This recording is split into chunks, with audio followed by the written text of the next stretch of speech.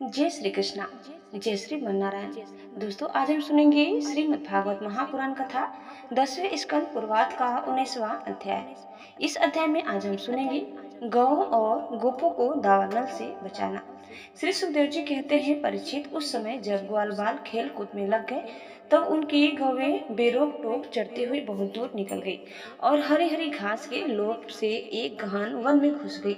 उसकी बकरियां, गायें और भैंसें एक वन से दूसरे वन में होती हुई आगे बढ़ गई तथा गर्मी के ताप से व्याकुल हो गई। वे बेसुध सी होकर अंत में डकराती हुई मुंजा टवी में घुस गई। जब श्री कृष्ण, बलराम आदि ग्वाल बालों ने देखा कि हमारे पशुओं का तो कहीं पता ठिकाना ही नहीं है, तब उन्हें अपने खेलकूद पर बड़ा पछतावा हुआ और वे बहुत कुछ खोजबीन करने पर भी अपनी गौ का पता न लगा सके। गौवें ही तो ब्रजवासियों की जीविका का साधन थी। उनके न मिलने से वे अचेत से हो रहे थे। अब वे गौ के खुर और दांतों से कटी हुई घास तथा पृथ्वी पर बने हुए खुरों के चिन्हों से उनका पता लगाते हुए आगे बढ़े। अंत में उन्होंने देखा कि उनकी गौवें मुंजा टवी में रास्ता भूलकर डकरा रही है। उन्हें पाकर वे लौटाने की चेष्टा करने लगे। उस समय वे एकदम थक गए थे और उन्हें प्यास भी बड़े जोर से लगी हुई थी। इससे वे व्याकुल हो रहे थे। उनकी यह दशा देखकर भगवान श्री कृष्ण अपनी मेघ के समान गंभीर वाणी से नाम लेकर गौ को पुकारने लगे। गौएं अपने नाम की ध्वनि सुनकर बहुत हर्षित हुई। वे भी उत्तर में हुंकारने और रंभाने लगी।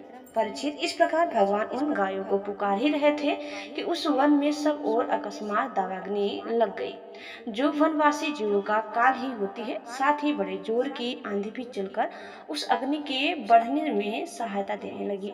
इससे सब ओर फैली हुई वह प्रचंड अग्नि अपनी भयंकर लपटों से समस्त चराचर जीवों को भस्मसात करने लगी। जब ग्वालों और गौओं ने देखा कि दावानल चारों ओर से हमारे ही ओर बढ़ता आ रहा है, तब वे अत्यंत भयभीत हो गए और मृत्यु के भय से डरे हुए जीव जिस प्रकार भगवान की शरण में आते हैं, वैसे ही वे श्री कृष्ण और बलराम जी के शरणापन्न होकर उन्हें पुकारते हुए बोले, महावीर श्री कृष्ण, प्यारे श्री कृष्ण, परम बलशाली बलराम, हम तुम्हारे शरणागत हैं। देखो, इस समय हम दावानल से जलना ही चाहते हैं। तुम दोनों हमें इससे बचाओ। श्री कृष्ण, जिनके तुम ही भाई बंधु और सब कुछ हो, उन्हें तो किसी प्रकार का कष्ट नहीं होना चाहिए। सब धर्मों के ज्ञाता श्याम सुंदर, तुम ही हमारे एकमात्र रक्षक एवं स्वामी हो। हमें केवल तुम्हारा ही भरोसा है। श्री सुखदेव जी कहते हैं, अपने सखा ग्वाल बालों के ये दीनता से भरे वचन सुंदर भगवान श्री कृष्ण ने कहा, डरो मत, तुम अपनी आंखें बंद कर लो। भगवान की आज्ञा सुनकर उन ग्वाल बालों ने कहा, बहुत अच्छा, और अपनी आंखें मूंद ली। तब योगेश्वर भगवान श्री कृष्ण ने उस भयंकर आग को अपने मुंह में पी लिया। इसके बाद जब ग्वाल बालों ने अपनी अपनी आंखें खोलकर देखा, तब अपने को भांडेर वट के पास पाया। इस प्रकार अपने आप को और गौओं को दावानल बचा देख हुए ग्वाल बाल बहुत ही विस्मित हुए।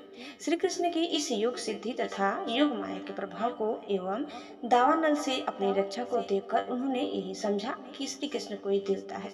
परीक्षित, सायंकाल होने पर बलराम जी के साथ भगवान श्री कृष्ण ने गौवें लौटाई और वंशी बजाते हुए उनके पीछे पीछे ब्रज की यात्रा की।